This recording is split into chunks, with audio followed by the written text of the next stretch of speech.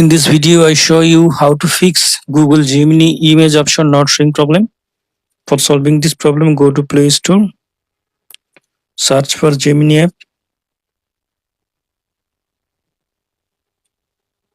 Up-to-date Gemini app is available in any update version.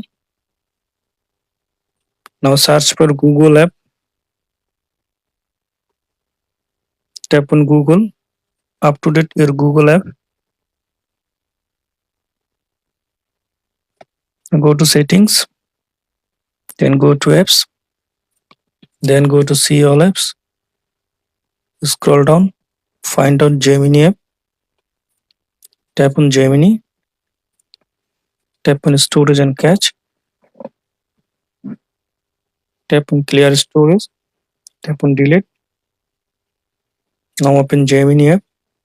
That this method fix Gemini image option not showing problem.